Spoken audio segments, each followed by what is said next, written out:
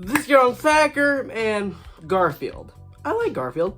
So when an animated Garfield movie was announced, I was like, okay, I'll probably watch that. We'd only had 2 Garfield movies before this, which are both pretty okay.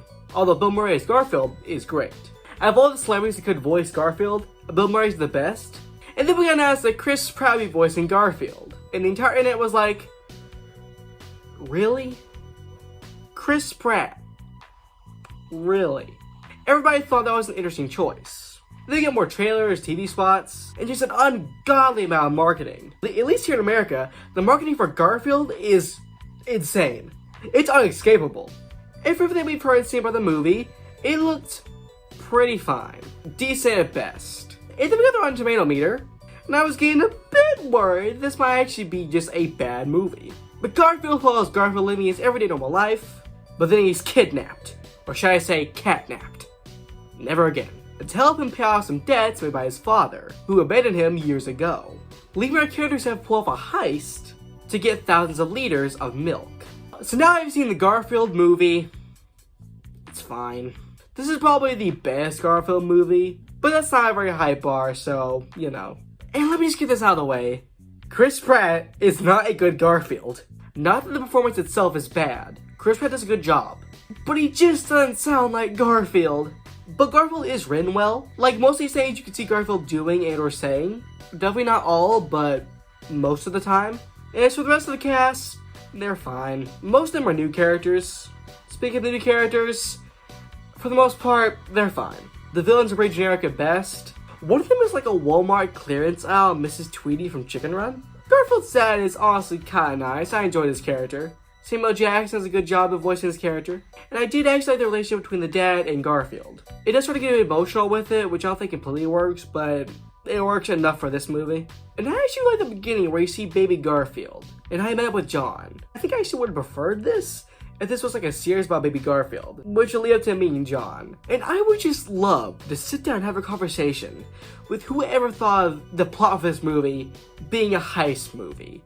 Garfield and heist, 2 words that I don't think ever been said in the same sentence.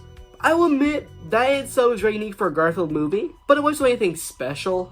It reminded me of Chicken Run 2 Dawn of the Nugget, although it did lead to some fun enough scenarios. That reminded me of like Toy Story 2 and Monsters Inc. There's also one action scene that involves a tram, so that was kind of fun. It kind of reminded me of Paddington 2. This movie reminded me of a lot of better movies. This one's also comedy, and again, it's fine. Most of it's physical comedy, kids will like it, I guess. And there's some adult humor, like being put on hold, credit card, like debt maxing, stuff like that. Stuff kids won't understand, but adults will find funny, maybe. This movie really steps on a pet peeve of mine. For some reason, I love anime movies nowadays, think they have to do, like, technology. They just have to use technology some way, somehow. And a movie like Mitchell vs. the Machines, that's fine. That's the whole plot of that movie, technology. But something like Garfield, that's just not needed. This is a character from the 70s. Stuff like drones, food apps. Like at one point, Garfield's watching funny cat videos on Catflix. Like, why do anime movies feel the need to do that? And yeah, you gotta be right, Catflix. Speaking of that, yeah, this way didn't just have a ton of marketing in real life. It's a ton of marketing in the actual movie, which almost every movie does have. But this movie just has so much. It's so obvious. Stuff like Tinder, Olive Garden, Netflix. Like there's one point in the movie when somebody's making an order on the Walmart app, and it makes sure you see that's Walmart. It spends a lot of time with that one single frame of a phone with the words Walmart. Like, longer than needed to be. They really wanted to make sure you know that's Walmart.